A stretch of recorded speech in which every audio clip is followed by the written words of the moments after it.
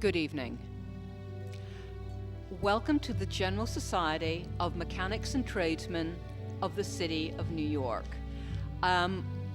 We are delighted you can be here this evening. We appreciate you coming out on such a cold, freezing night. So thank you very much for making the effort. We're delighted to see you.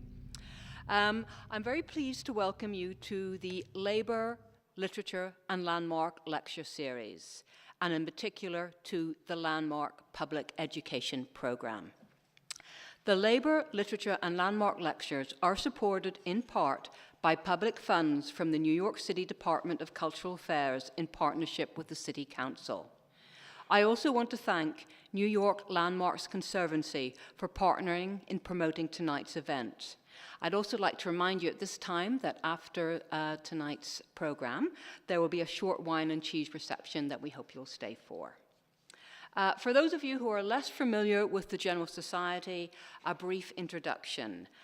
You will also find a postcard on your seat that will give you further background information. The General Society of Mechanics and Tradesmen of the City of New York was first founded in 1785 by 22 skilled craftsmen. Today, this 229-year-old program continues to serve and improve the quality of life of the people of New York City through its educational, philanthropic, and cultural programs. You're in our wonderful General Society library, and let me remind you, particularly of those of you who it's your first visit, you will find library membership information on the back table. We also have a tuition-free Mechanics Institute educational program. During this 2015 Landmark Series, 4 experts in related architectural, preservation, conservation, and landmark fields will cover topics that include the 50th anniversary of the historic New York City Landmarks Law, conservation goals and methodologies, historic and terracotta preservation, and the architecture of cross and cross.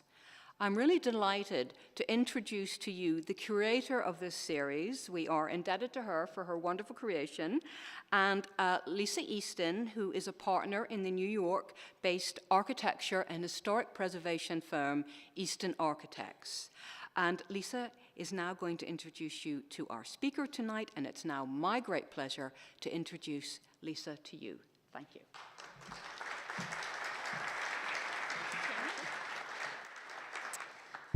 Good evening. I'm honored to be a part of the General Society of Mechanics and Tradesmen 2015 Labor, Literature, and Landmarks Lecture Series. And when asked to curate the 4-part Landmark Lecture Series, I wanted to bring together a group of individuals whose experience captures the essence of preserving our treasured landmarks, from technology of materials and methodology to advocacy and historic research.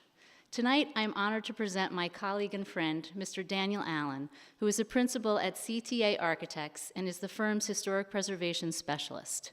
Mr. Allen began his career in preservation more than 20 years ago as a craftsman in the manufacturing of architectural terracotta and cast stone. The early interest in the field led to work within the field for exterior wall consultants and restoration architects. Mr. Allen received a Master's of Science in Historic Preservation from Columbia University, while continuing his professional development. He also gained important experience as an architectural conservator for the Society of the Preservation of New England Antiquities, now known as the Historic New England, in Boston before returning to rejoin CTA here in New York. Mr. Allen is a member of the Association for Preservation Technology, the Board of Directors of the Historic Districts Council, where he is co-chair of the Public Review Committee, the Board of Directors of the New York Preservation Archive Project, and the American Institute of Architects. He is also an adjunct assistant professor of historic preservation at Columbia University's Graduate School of Architecture, Planning, and Preservation. His work has been recognized with awards from the New York Landmarks Conservancy, the Preservation League of New York, Landmarks West, Residential Architect Magazine, the Victorian Society of New York, and the Friends of the Upper East Side Historic District. Mr. Allen continues to approach preservation as an important form of sustainable architecture, and he brings an extensive record of sensitive restoration and adaptive reuse to many important projects. Tonight, Daniel will be discussing the preservation of terracotta architecture in New York City. It is my great pleasure to introduce you to Mr. Daniel Allen.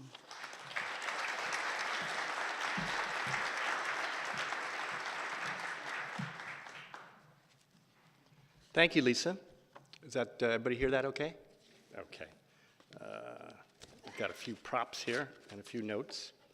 I want to thank the General Society for hosting this lecture series and including me. Thank you. And I want to thank the Landmarks Conservancy, who have helped me a great deal in my career. Ann Friedman is here from the Sacred Sites program. They've helped me hone my second specialty by introducing me to churches with huge problems and no money. Thank you, Ann. I'm going to talk about architectural terracotta tonight. It's really where I got my start in this industry a long time ago, and I continue to specify it, use it, I'm surrounded by it. It's what I teach at Columbia, so some of what you're getting is a kind of mishmash of 3 lectures that I give each spring to mostly second-year students in the preservation program. If you came expecting a carefully worded technical assessment of architectural ceramics, you probably should leave now, because I should say that I'm also a booster of the material. I believe very strongly that it's an excellent material, and it's given us over the years, particularly here in New York, the opportunity to have facades of great visual interests that would otherwise have not been possible. And that's why, one of the reasons that I think there's so much of it. What is it simply? These gentlemen, well, these guys, have just tipped a piece of terracotta at the Gladding McBean workshop in Lincoln, California, around the turn of the last century. It's a huge lion's head, and it's come out of a plaster mold that the guy is now sitting in.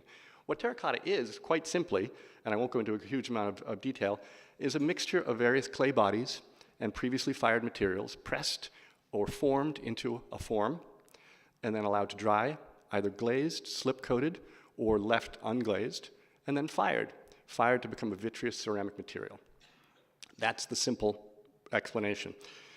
But just knowing what it is, I don't think is enough. And as a practitioner and as a teacher, and I think as a New Yorker, I think it's important that we understand a little bit more of why our city looks the way it does, why the materials that were chosen, why they became so popular or failed, did not become popular.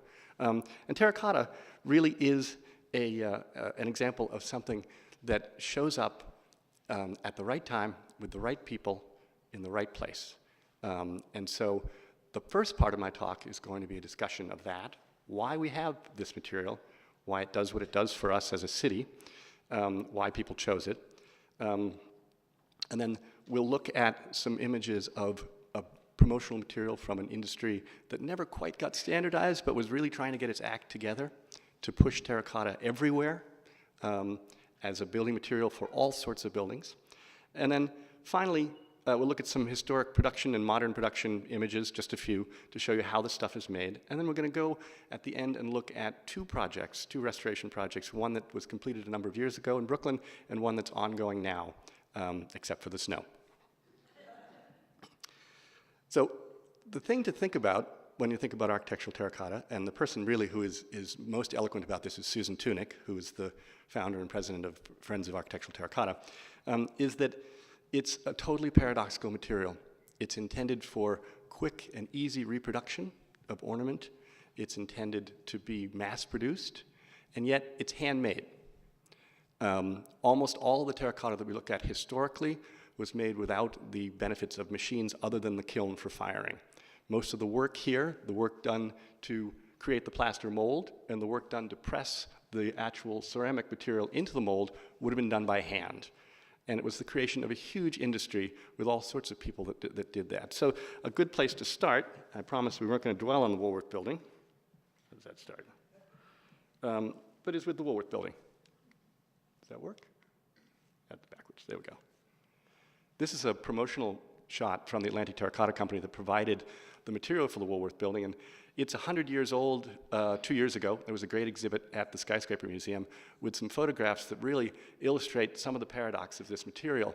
It's a modern steel skeleton clad with a material entirely that arrives at the job site in horse and wagon. So it's really a moment in American architecture. Someone described it as the tallest of the handmade buildings, and indeed it is. All of those pieces that you see there were also handmade. At this point, there are no extrusions that I know of.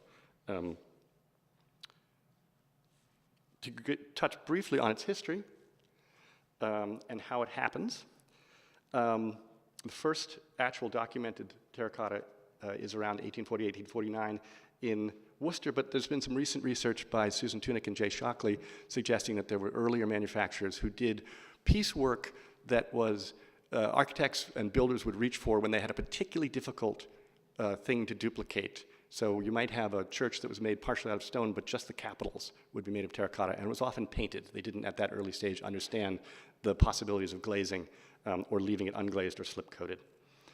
There are a couple of early attempts in New York that are kind of disastrous. Richard Upjohn tries to build a corn exchange bank, but the terracotta that he chooses is under fire, and it collapses in the first winter, destroyed by frost.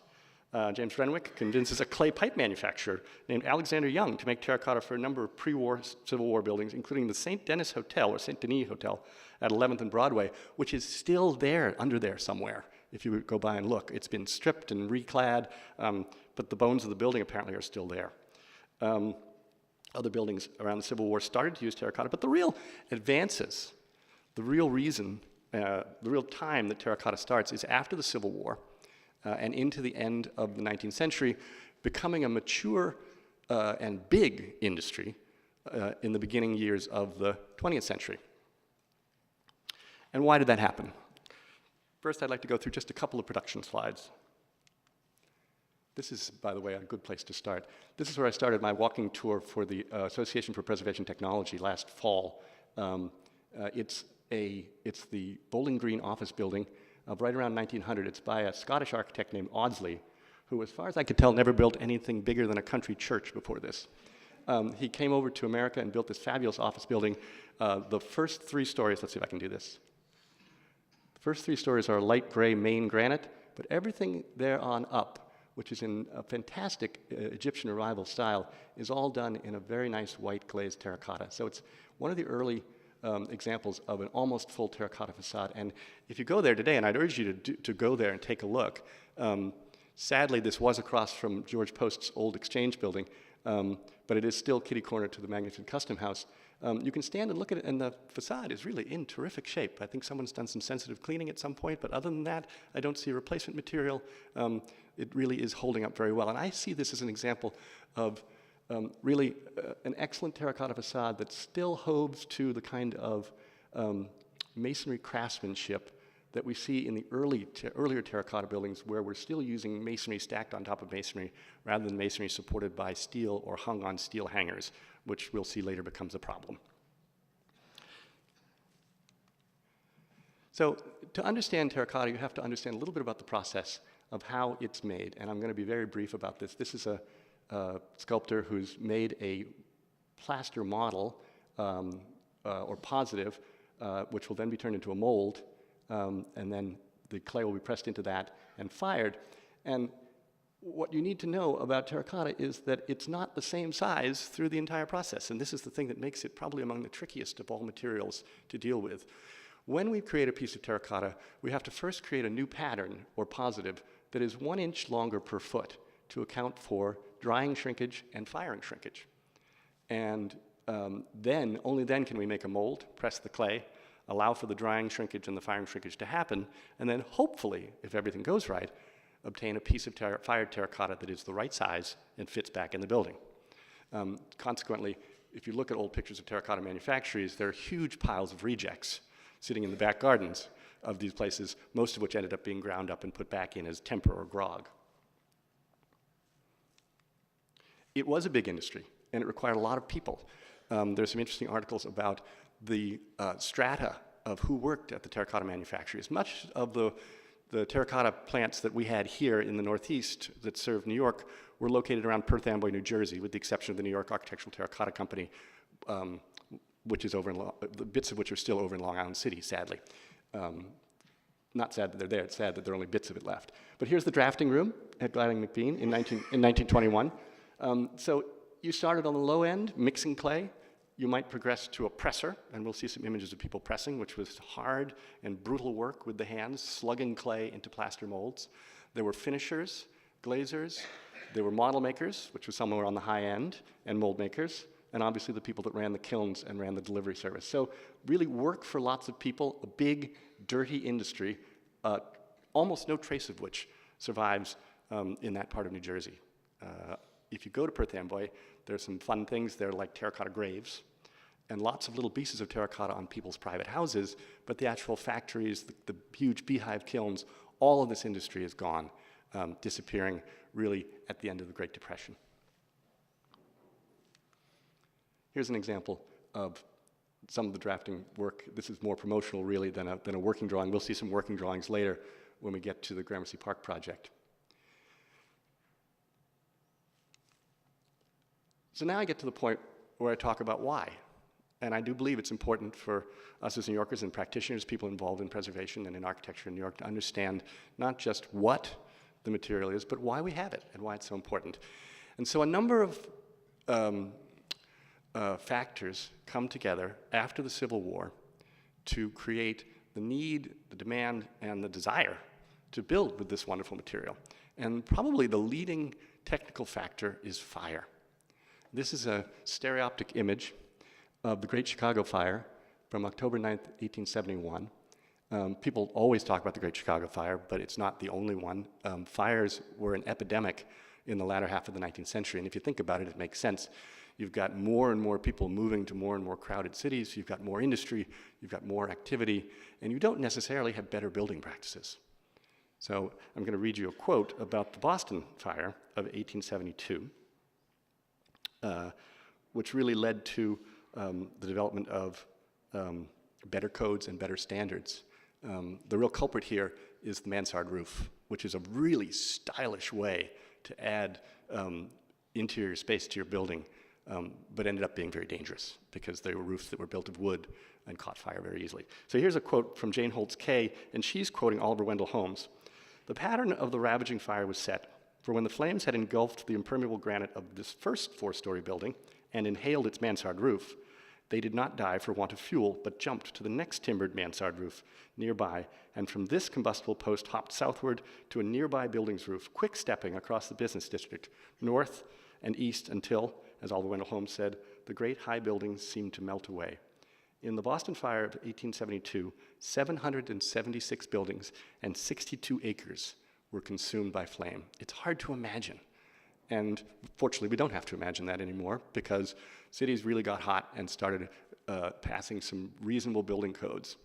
And the idea that you could simply build in wood within city limits and build these huge mansards to gain rentable space for your buildings went away. And a big part of that was the introduction of this new material. It's really introduced largely by a man with a really convenient name to remember, named James Taylor. He's sometimes called the father of the American terracotta industry. I always tell my students at Columbia, I'd show you a picture of him, but he looks like every other 19th century guy. It's amazing. Big, mutton chop, sideburns, everybody. He could be anybody. So I could do that, maybe next time. He comes over to America from one of the great clay towns of England, in Stamford, from a company called the J.M. Blatchfield Company, and he becomes a real advocate for terracotta, and he starts working for various manufacturers who up to then had made things like clay pipe. He encounters a great deal of resistance in New York, moves to Chicago, does a little bit better there, returns via Boston, where he makes a fair amount of terracotta for the wonderful building on Park Row, the Potter Building, which was intended by Mr. Potter to be the world's most fireproof building of its day. And he ends up at the New York Architectural Terracotta Company over in Long Island City, Queens, where he has a different take on how to do business.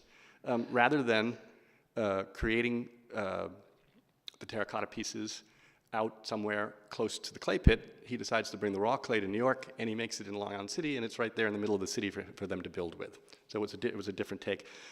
But he's very proud of himself.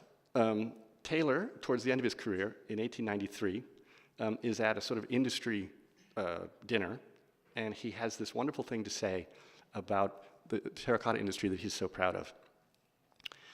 How have we met the demands of the new school of architectural designers? How has it been done? And who has done it? It has been done by the men who got out of the old ruts It has been done by the men who saw in the clay pit something better than mud. I think that's great inspiration for people who like mud. So it becomes the right material for the right time. Let's go forward. This is the result of another fire at Gladding McBean, actually. This is from their very good book, and you see a number of things characteristic of the industry. The big smokestacks, these are the beehive kilns, which to some degree limited the size of the firing of the terracotta, and this would have been portions of the factory probably used for pressing. I don't know exactly what. But even the factories that produce this stuff were not immune to fire. Other things are happening in America that make terracotta attractive. In 1893, there's a wonderful party in Chicago called the Columbian Exposition, and the architects, the movers and shakers that put that together decided on a white city, a neoclassical city, over the objections of some. And that led to a perfect use for terracotta. It started to become fashionable to make buildings here in New York and in Chicago and other places where terracotta was used to imitate stone. And it worked quite well. In fact, if we look right around the corner here at 43rd Street, if you look past the great incised detail, Sanford White actually uses a wonderful cream terracotta on the Century Club at West 43rd Street. These guys are laying out an arch, probably for a grand apartment building, or municipal building, a public building. They're checking to see if everything fits before it's shipped. And what you see here, I hope you see here, is the fact that one of the great benefits is the repeatability. So if I cast this thing in a repeat pattern, I can conceivably make these arches go on forever. And many of them are probably the same mold used over and over again. So there's an economy, there's an ornament that's possible that to builders at a cost that would not have been possible had they had to make all this material out of cut stone. Once you start getting sensitized to this and walk around the city, you'll realize that a lot of stuff from the late 19th century, early 20th century above the third floor is terracotta and not, in fact, limestone. And one of the dead giveaways is that the terracotta actually often ages better than the limestone. So the substitute material is doing better than the limestone. Limestone stains in a different way, tends to sugar in our acid environment, but the terracotta is relatively acid insensitive, very acid insensitive, so it holds up pretty well. But I want to read you a quote about this particular problem in the mind of a wonderful man, if I can find it, Talbot Hamlin, who wrote Greek Revival Architecture in America, among other things, and was the dean of the Columbia Architecture School at the time that he was writing here in 1916. And I'll try and keep it brief. He's mad. Let me just preface it by saying that. He's not happy. The most salient fault of the treatment of the ornament of present-day America is a fault that is not confined to our incompetent architects. It is universal.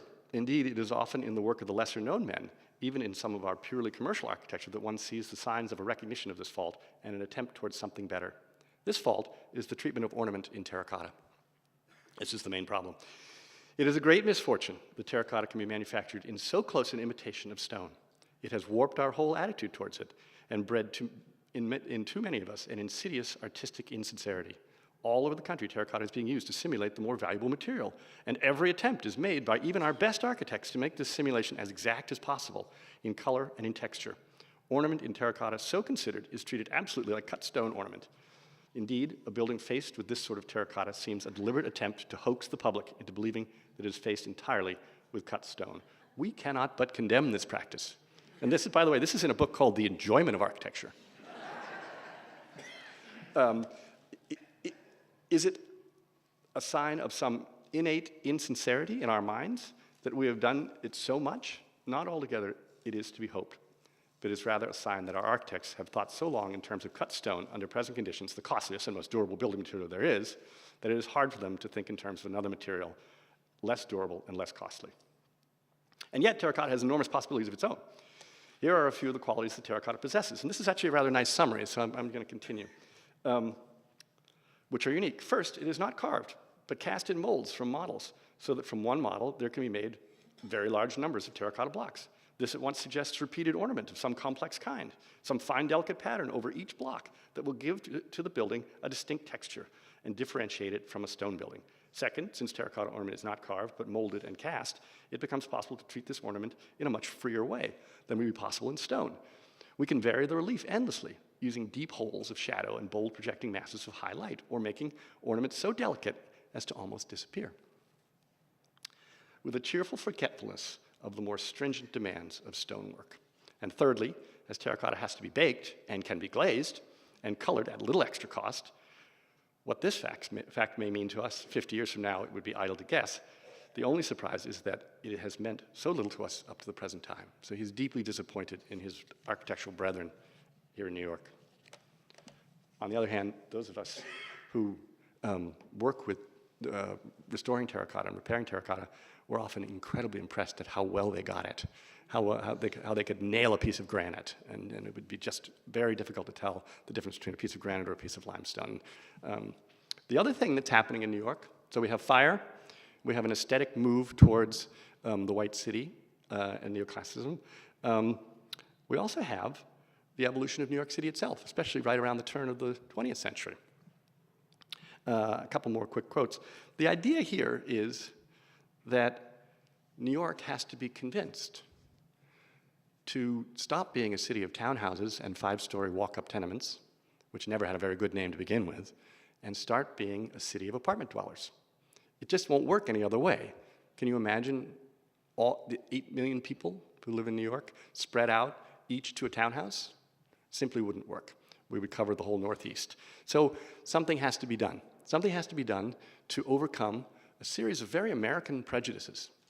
The idea that somehow the rental of what then were referred to as French flats was somehow European and kind of dirty. That there was something really wrong with sleeping on the same floor where you ate. Your kitchen shouldn't be on the same floor as your bedroom. Who knows what that would lead to?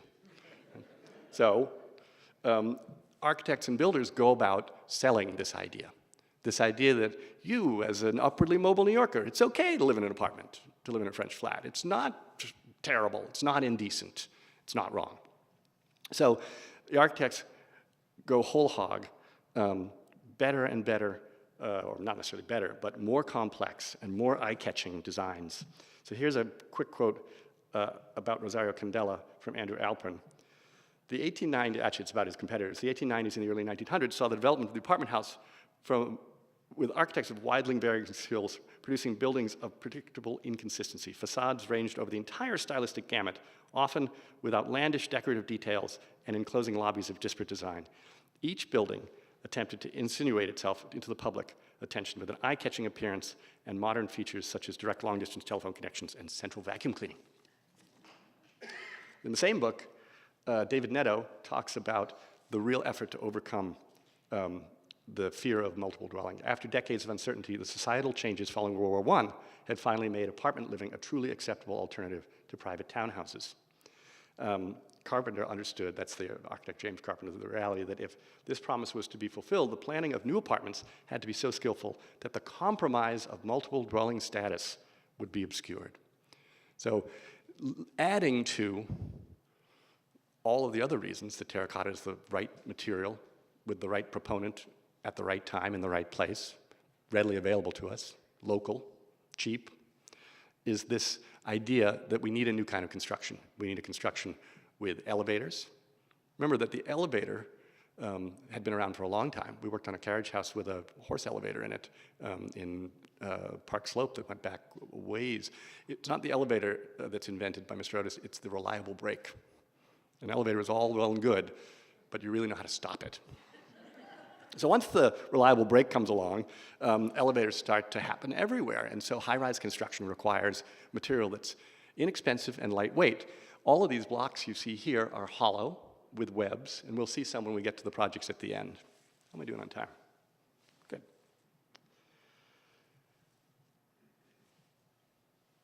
The other thing that the industry does, let's go for a couple more process shots.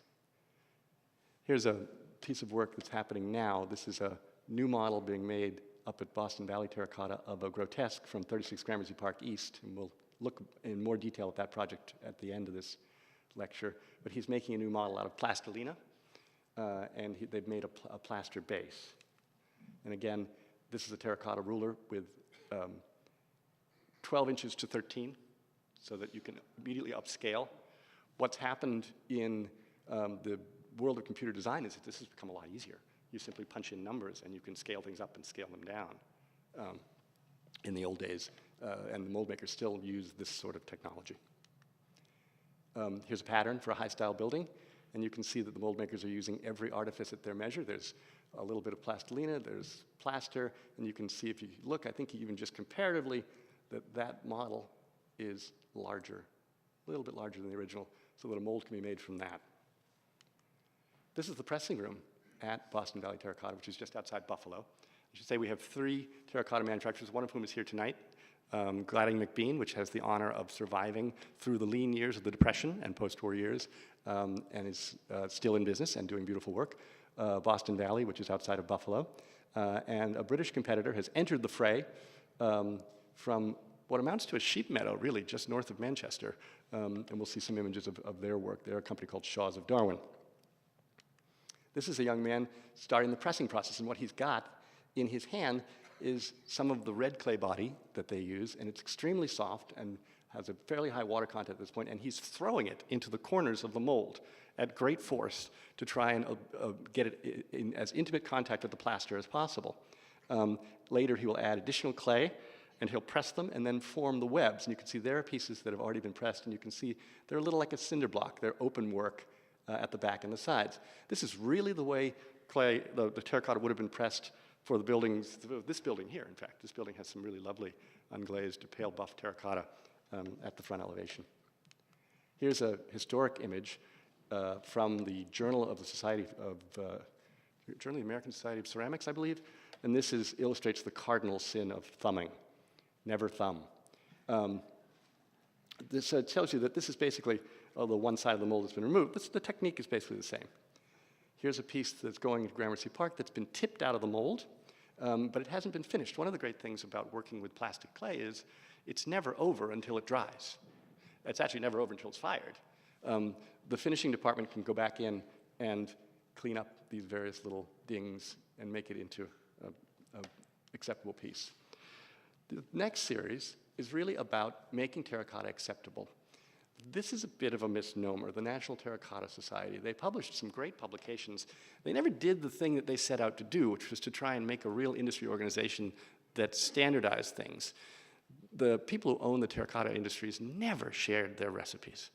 They did all sorts of things, and so we find all sorts of things in terracotta, sometimes things that are that come from other ceramic industries, dishes, plates, saggers. Saggers were a box of low-grade clay that you used to fire porcelain and ceramic ware in.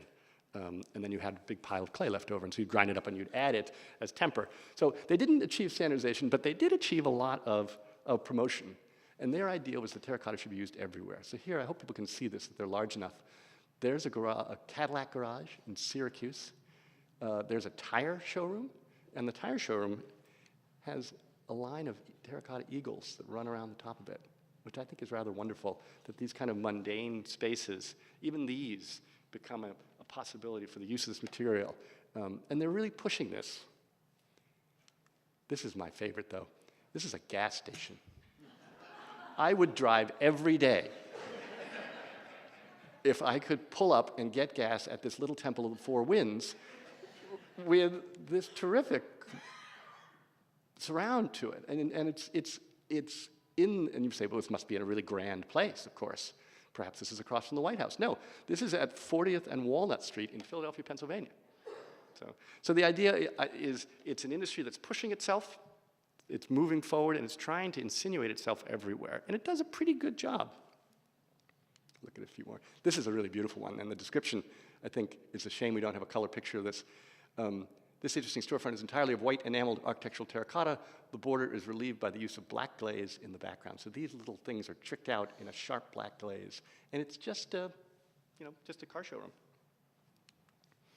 Other things that they tried to insinuate themselves into, storefronts. And you'll see that the New Jersey Terracotta Company here, this is not they're a member of the National Society, but this is their own publication. And you can see they're doing pretty well. They've got their showroom in the Singer Building in New York, which was the tallest building ever to be taken down in the 50s and had some fabulous terracotta as well. So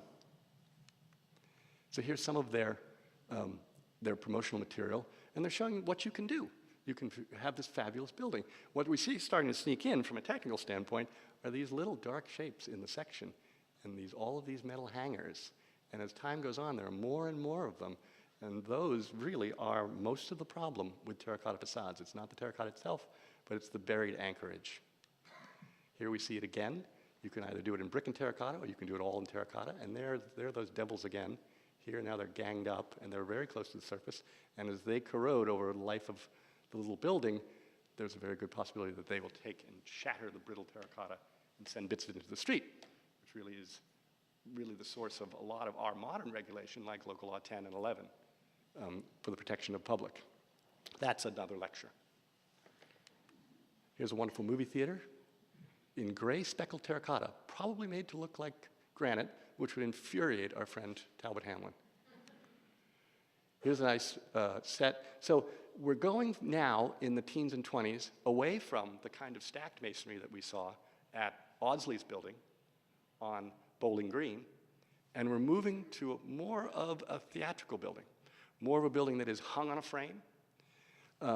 So for example, most of the openings in this building would be very hard to achieve without steel. You couldn't achieve them in a traditional masonry corbelling manner. And there's lots of steel by this time, right? And there it is, big channel, a big wide flange beam, lots of little anchors, hooks, and then this is my favorite, which is a long rod around a pin. This is the equivalent, I tell my students, if you're standing at your office window and you're watching a parade go by and your fat friend starts to lean out too far, that's the equivalent of grabbing him by his belt to keep him from falling out the window. That's the structural equivalent of that. But all this stuff ends up leading to a problem. But this slides are there to show you both the ubiquitous nature and their attempt at being ubiquitous and the potential problems that are to come. This is a wonderful building which everyone should look at every chance they get. It's a shame, I probably should have included a color picture. But when you look at this building by York and Sawyer right across from Grand Central, what you see is a wonderful glaze effect. The unglazed body of the terracotta is visible in lots of areas, but they've done just swaths of glaze to give it a shimmery effect. And this became very popular into the 1920s. This is a building that we did some work on that I think is absolutely wonderful and is a good illustration of what terracotta can do even in a simple circumstance. This is from late in Cass Gilbert's career in the 1920s, and it was built as a store and warehouse. It has the honor now, it's a very nice thing is happening in this building. The LGBT synagogue is moving into the first 2 floors of this place. But people have sort of suggested that Cass Gilbert was just picking up a paycheck here, but I think it's really rather genius of what he was able to do with just a limited amount of effort. These sort of wonderful Assyrian motif creatures marching around the building are all repeats. Here's a close-up of them from the promotional material for the Atlantic Terracotta Company. There's a left-handed winged lion and a right-handed winged lion. There's a left-handed guy with a hat and a left-handed guy with a hat. And just by using all of these things and pairing them up with these divider motifs, and then this genius repeat band, except for the corners, those are all the same mold. That's the same piece of terracotta used and just skillfully sliced and diced to get this effect. There it is today, and you can see the colors of it are a really lovely, warm, pale brown, tan background, and a cream color. But the economy goes even further here. The sort of genius of getting something for next to nothing goes to the point that now that we're really close to it, we can see that the background material, which has some lovely tool marks, probably from when the clay was still plastic after it came out of the molds, is actually the natural color of the Atlantic Terracotta Company body at that time. There's no glaze or finish on that of any kind. The only glaze picks out the creatures and the people as they march around the building, and that's this lovely cream-colored glaze. I think is really a very successful building done without really moving into any significant high style. This is the model for the Chainin building going together. And this is where I ended my terracotta tour for the APT to show them the real difference between a traditional masonry building like the Audsley's building and this building, which frankly couldn't be done without a huge steel skeleton behind it. The openings are huge. Everything really has to be hung on steel here. This is a wonderful little story in itself. I think I'm okay for time. This is a publication of the National Terracotta Society, and it features one of the first of a building that becomes a real type in New York. And once you get sensitized to this, particularly if you spend any time in the outer boroughs, you'll start to see these everywhere. This is still there, and it's about to undergo restoration. It's a restaurant on the boardwalk of Coney Island. It's a child's restaurant. That was the family name of the people that owned the restaurant. And it must have been quite a lovely place. It has a rooftop pergola. The National Terracotta Society is happy with it, and they use it as an illustration of what to do, what good possibilities there are in color and terracotta. But what the Childs people are really doing here is branding and advertising. If you walk around Queens, areas of Brooklyn, there are a couple in Manhattan, not too many, you'll turn a corner and you'll see this kind of wonderful, sort of hokey, Neptune-esque architecture done in bright colors. And it's here, Talbot Hamlin might be happy because we're not making any pretense at stone. This sort of looks vaguely like some sort of rough granite, but it's so cartoony, it doesn't really work, does it? But what it does do is it acts as a kind of 19 teens and 20s golden arches. I turn around a corner and I see this brightly colored building, and I know that there's a pretty good grilled cheese sandwich, not too far away.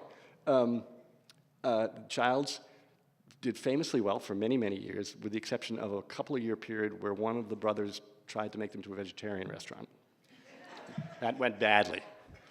And then famously, I don't know if it's apocryphal, but I'm going to pass it on anyways because I like it so much. In one of their prime locations, they had all day, every day, a young woman dressed in white flipping pancakes in the front window, just to show you that this is good family eating.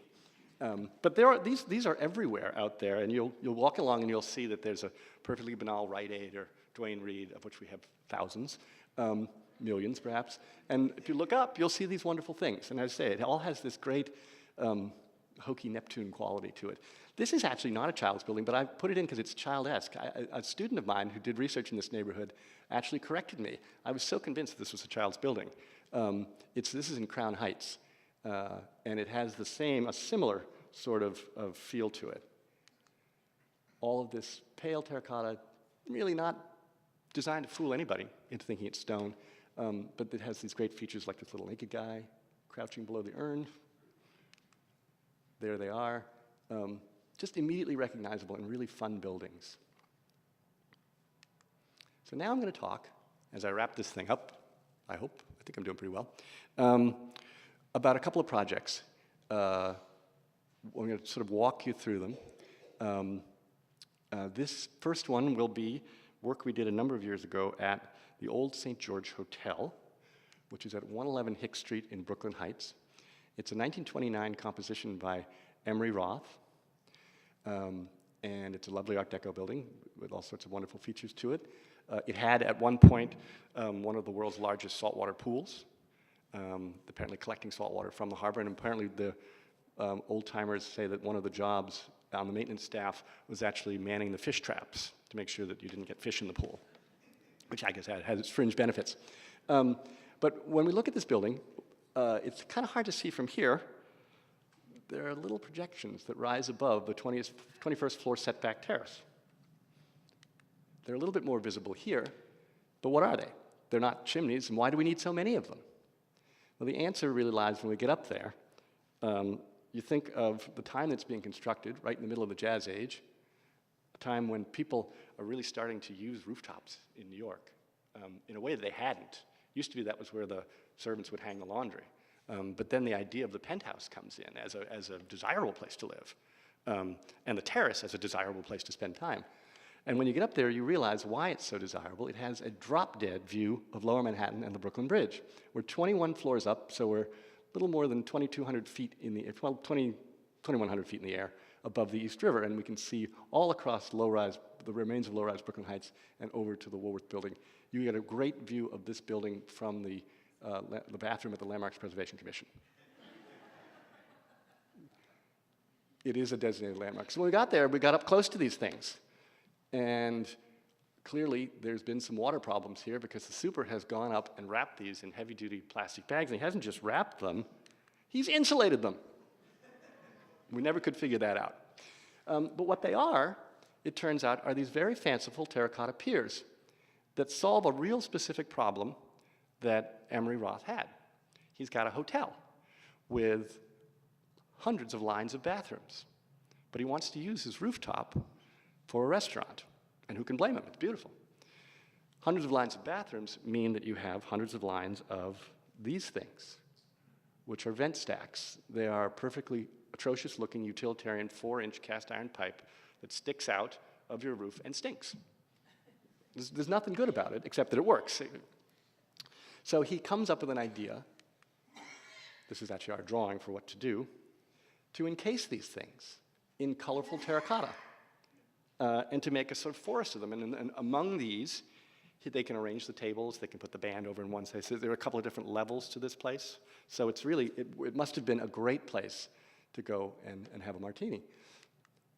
So here we are getting started, and we are in discussions with the Landmarks Preservation Commission and their staff, and they urge us, and we say yes, to try and reuse as many of these pieces as possible. We know we have to lift them up to get underneath them to waterproof the situation. We can't just leave them there.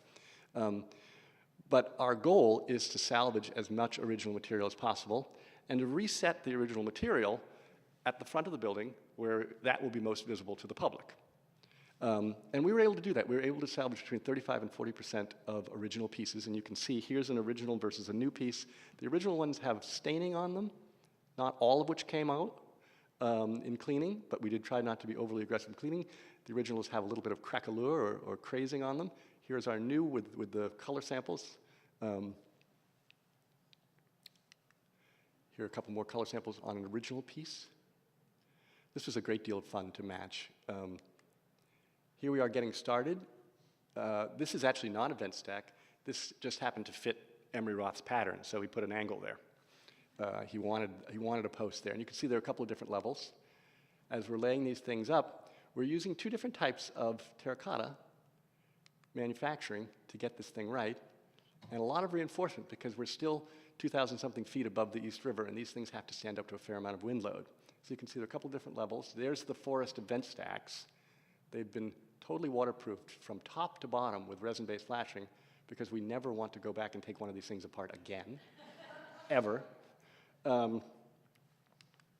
There's more reinforcement. But you can see these pieces are very regular, and they're very regular because they're extruded. And this is a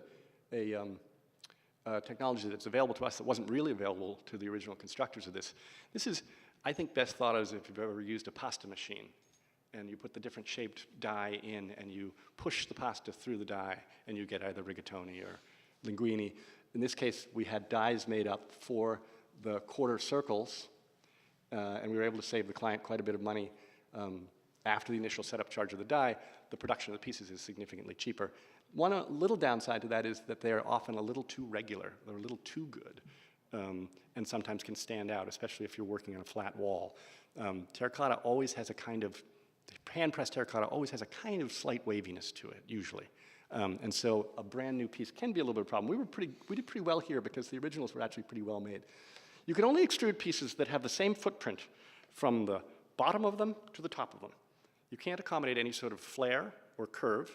So the top pieces of these very Dr. Seuss-like things, they flare out at the top, which makes them, I think, even more fun. And so these had to be hand-pressed. And there you see an original versus a new, next to a new one. There's a piece of the extrusion. Here they are coming together, and these little things are weeps, and they're actually, architects never take pictures of things that are correct. Those actually had to be lowered down.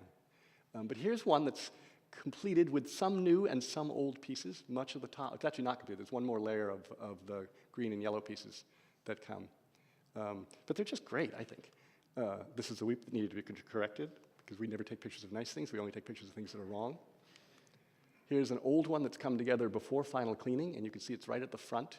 So an entire historic pier was saved here and put back. And we can do this because we're not expecting a great deal out of these things. They just have to sit there and look pretty, basically.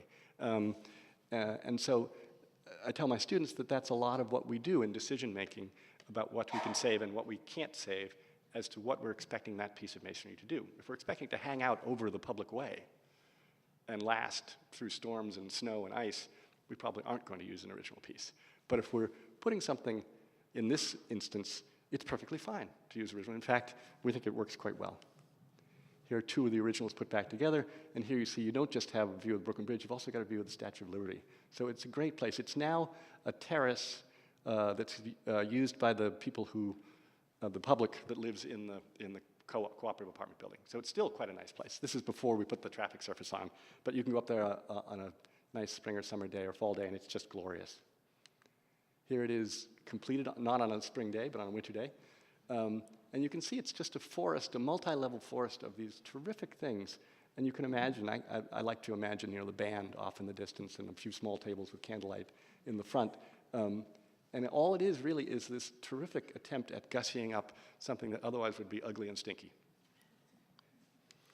And there they are. They're really, I think, quite wonderful. Great clients, too. They worked with us every step of the way, and the staff at the commission was terrific to work with. We'll go to our last project, which is a great building, 36 Gramercy Park East, originally the Gramercy Apartments. It's 1912, 1913, by an interesting architect named James Riley Gordon. James Riley Gordon came to New York from his native Texas, designed and built a number of very beautiful buildings, including this, which is entirely white glazed, sort of fanciful French Gothic revival piece of confection next to Gramercy Park. Great building. This is one of his original sketches. It's from his archive at the University of Texas at Austin. We sent someone down to look and take pictures because we'd found out that there was an archive. He went back to his native Texas and really did the rest of his career there. He didn't do much in New York. The slide is actually reversed. The little building there should be on the other side, but it's a symmetrical building, so I figured I'd use it anyways. This is it going up, and it's a nice example of something that I talked about, which is it can go together in a new and different way. Doesn't have to behave like traditional masonry. So for example, most of this stuff is being hung and clipped back to the steel frames, which in turn go back to the steel cage, which supports the floor loads.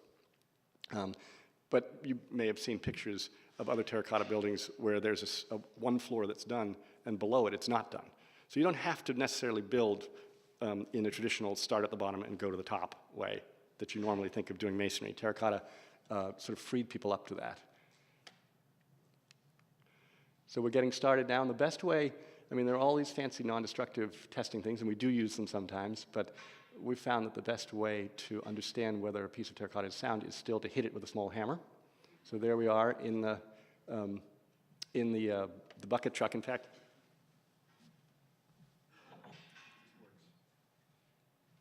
a good sound piece of terracotta, because it's undergone a sintering process, which means it's, in some real layman's terms, it's partially made the transition to glass. It should ring.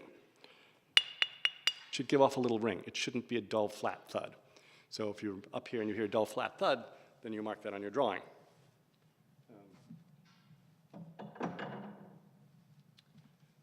So the first step, obviously, is diagnosis. I won't go through in great detail here, but I want to illustrate this. This is actually a photograph of one of the models, a little blurry, I'm sorry, but this would have been one of the models made. This is also the Atlantic Terracotta Company, made to create some of this terrific detail. There's a shot of the detail, and this building has the most babies per square foot of any building I've ever worked on, and the most bare feet. These little putais are everywhere, and they are armed. They've got shields. But all of the detail, it's just a riot of different shapes, and this is some of the original, we were fortunate enough to find some of the original pattern makers' drawings of some of this detail at the University of Texas at Austin, and if you could read this, you would see that the scale is listed as 26 inches equals 2 feet, which means it's been upped by 1 inch per foot, just as we talked about earlier. There's another good example of drawing, a little hard to photograph, I apologize, but these wonderful things are crocketed finials that appear all over the building. The terracotta, by and large, has held up very well. It's undergone a little bit of body expansion, which is a feature of something called glaze fit. The interior body of the terracotta is gradually getting bigger, as all ceramic bodies do, but the glaze, which is a vitreous or very glassy glaze, cannot do that. So it behaves like an old dish that you might find in your cupboard, and it develops this spiderwork web of cracks. Not necessarily a problem unless it gets significantly worse, but this is the top of one of those little guys, and you can see that he's in really pretty good shape. Again, our goal, where we could, was to salvage and replace. The anchorage for these guys was sadly very deteriorated, and so we're making new ones. Here it is at Boston Valley, and this is, again, is that fellow who's sculpting. And I think they used some form of 3D printer to help them upsize the original base here. This is a piece, upsized pattern for a new piece. Like the other building, one of the reasons that we got involved was that it leaked at the top, and so the top had to be dismantled and put back together. So we can treat the underlying steel, flash, et cetera, and make sure it won't leak again. There's that terracotta ruler again. This is the piece that's come out, and this is the piece that was the pattern for. It's a band that runs along the top of the building. Here it is going back together. And it kind of illustrates some of our philosophy of restoration in that we've been able to save these pieces. The ones with the numbers have been saved. We will do an additional cleaning, but there's a new piece that's put it right in. Now, obviously with new stainless steel anchorage, not the same old anchorage that caused us problems before. But this, you can see, is the structure of the pieces. These are hand-pressed, just as they would have been in 1913. The backs are open. There are holes in the webs that allow us to do further anchorage. And these will be backfilled up to a point, not too solidly, with brick and mortar to create a solid prism of masonry. I think that's about it. Yeah, here's another example. It's really quite a lovely building, and it's, I think we're going to wind up at this area with about a similar percentage of 30 to 40% of original material that's going back in. The contractor did a great job of taking them out, storing them in the backyard, and then allowing us to evaluate them to be put back in the building. So if I can leave you with this picture, and I hope with a little better understanding of this remarkable material, I'd ask you to do two things. Look up above the third floor, particularly of buildings that are from the 19-teens and 20s, and you'll start to see more and more terracotta. Look at this building. This building is cut stone on the first 2 floors, I think, and there's some fabulous terracotta drum columns right on the front. Look up and appreciate this remarkable material, and if you're interested in it, and I hope you are, consider joining the Friends of Architectural Terracotta, who have a terrific website and a terrific leader in Susan Tunick. And thank you very much for coming. I understand.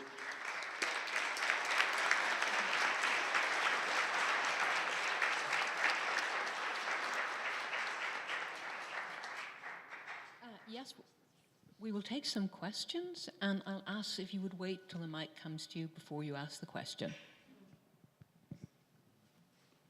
No hard ones. Well, I must have covered everything. Oh, 1 second. Well, my sound guy has a question.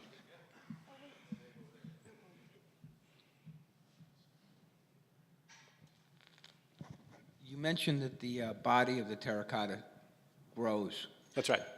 Why does that do that if it's eased, if it's sealed? Well, nothing's ever sealed in this world. And if you look back at those pictures, even if that glaze were in theory perfect, which nothing ever is, you still have the mortar joints and you still have the unglazed portions of the back. But all ceramic bodies do this. Without going into too much detail, it was proved by a very interesting man at Alfred University right at the turn of the last century, a man named Alfred Schurecht. And Schurecht did experiments where he heated up and cooled terracotta bars of various compositions, and he soaked them, and he measured the infinitesimal increase. It's not necessarily that liquid water is doing it. It actually is a reaction to atmospheric moisture. And all ceramic bodies do it. You might have a dish at home that's doing it. There's one there.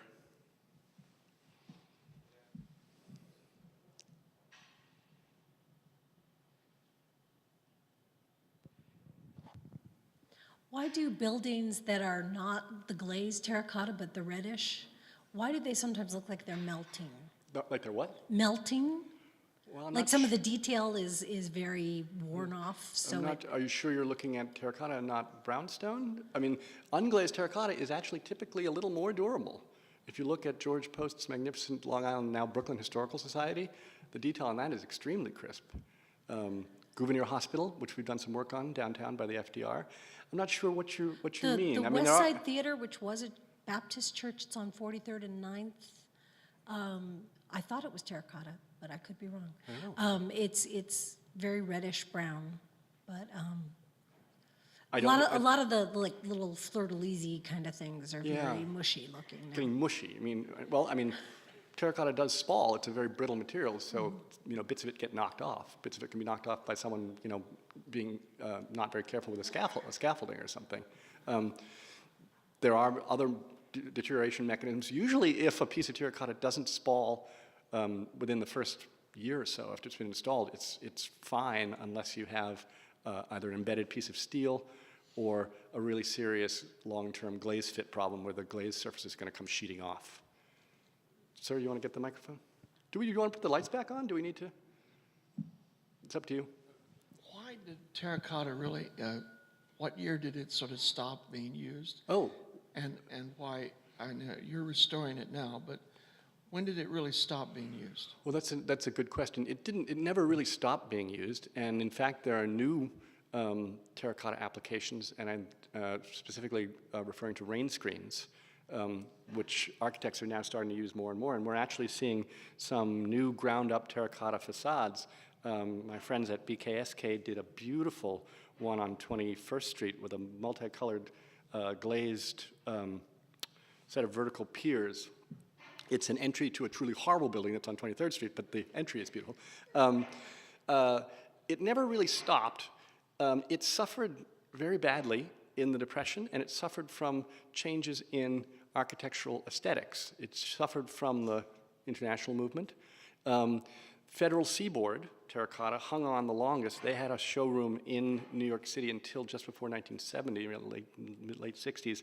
They continued working and marketing things that had names like Verithin, and they were actually ceramic veneers. And if you look, there are lots of suburban high schools and middle schools that have their spandrels made out of this. There's a great building at Barnard College, which I think they're about to tear down, the library at Barnard, which has these wonderful speckled blue ceramic veneer from, I think, 1958 or so. So it doesn't completely go away, but it really falls into decline. And then what really brought it back, and I feel really very fortunate to have grown up with the industry, to have started in New York after the passage of Local Law 10 and 11, which is the facade inspection law that has really brought back an industry of restoration in New York, as well as the appreciation of the buildings. To see a terracotta industry come back, it's nowhere near as big as it was, but we have some choices now. When I started in this industry, the knee-jerk reaction to bad pieces of terracotta was jackhammer them away, throw them in the dumpster, and replace it with a piece of precast concrete. And fortunately, we don't do that much anymore, which is really good. I mean, some people still do that. The restoration a couple of years ago of our only Louis Sullivan building, the Bayard Condit building, used a lot of original material put back in and did, I think, quite a sensitive job. And that's, that's great to see. It's great to see some respect for the material and not just the immediate belief that it should be trashed. Curbed is always finding terracotta in dumpsters and accusing us of trashing facades without double checking. But other than that, it's okay. Yes? There are two people here. There's Annis. Do you want to say a few words about cast stone, which in some cases replaced terracotta? My understanding is it was cheaper, and therefore, in the depths of the Depression, sometimes it was used instead of terracotta? Yeah, it was used not even just in the Depression. We're working on a wonderful cast stone facade we did a number of years ago at the Village East Cinema at 12th Street and 2nd Avenue. We're actually now doing the interior of that theater. But that was built, I think, on a fairly limited budget as a Yiddish theater, and it was cast stone right from the beginning. There's a wonderful church, Blessed Sacrament, on the Upper West Side that's entirely cast stone. So they competed with each other right from the start. Terracotta became more popular. I don't know if there was necessarily a change in the Depression. A lot of building in the Depression just stopped. they didn't go from expensive material to cheaper material. So I don't know if that answers your question. The cast stone I was referring to was the sort of 1980s cast stone that people would reach for if they were restoring a building, not necessarily original cast stone. But there are lots of examples of original cast stone from the teens and 20s and before the Depression. Does that answer your question, Annis?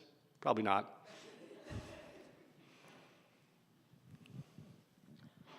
Wondering why the first 3 floors of the building were typically done in masonry and the terracotta used above. Is it because terracotta was too brittle to be? Yeah.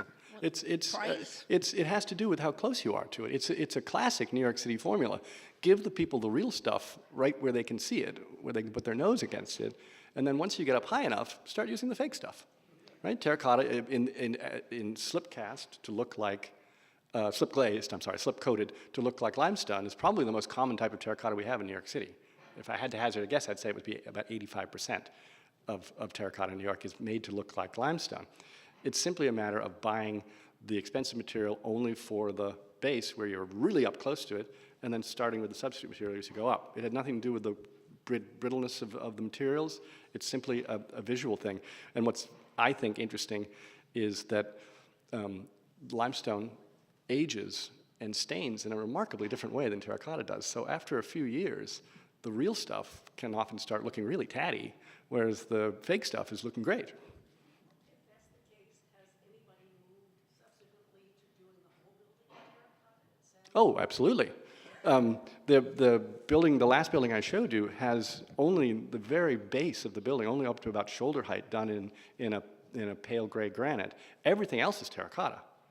So, of course, the Woolworth building is an example of nearly all terracotta, and there are other examples of nearly all terracotta, particularly in commercial buildings. If you walk around the old trimming district and the garment district, there's acres of terracotta right from the ground up because it's inexpensive and you can get a lot of detail, a lot of bang for your buck, and a lot of good repetitive ornament.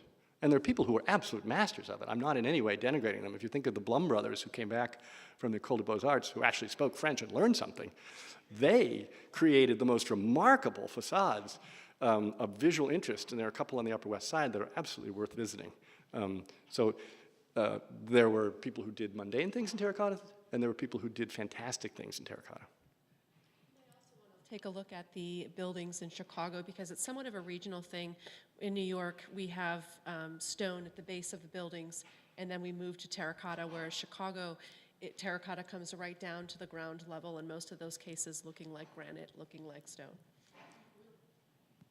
Will you or anybody be giving tours, walking tours of these buildings? Well, I've done it in the past. I did it for the Association for Preservation Technology. I'd be happy to do it again.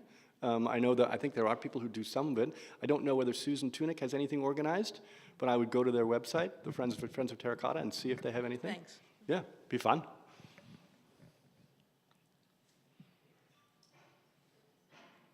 You kind of answered my question, but maybe a little more detail.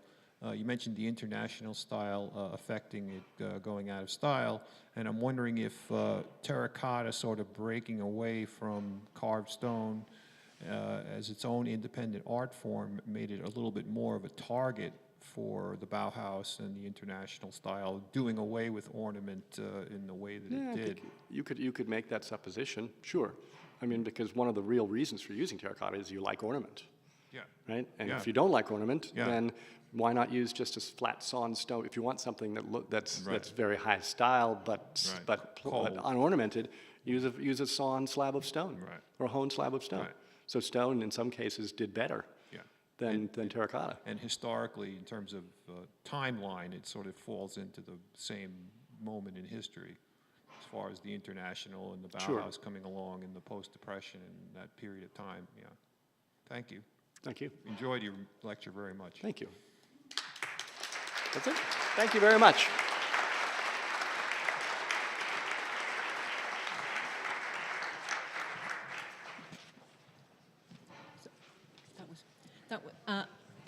That was fantastic. Daniel, I want to thank you so much for that wonderful and comprehensive overview of terracotta. We just would like to make a presentation. to Dan. So Dan, this is Victoria Dingle, our Executive Director. Yes, and Daniel, on behalf of the General Society of Mechanics and Tradesmen, we would like to present you with this certificate of appreciation for your participation in the lecture series. Thank you. Thank you so much. And, Yes. yes. And we hope that if you do your terracotta tour, you'll certainly put this building on the tour. Absolutely. All right, thank you very much. Thank you. And listen, we have a little memento for you. This is Meg Stanton, our program assistant. Yes. Looks just like me. Yeah. I know, it's very good, isn't it? And if you turn your proclamation, your certificate over, you will find library membership to this library. So yes, it's a whole package. So I would like to express our thanks to Dan again. I would like to remind you this is the first of 4 landmark lectures.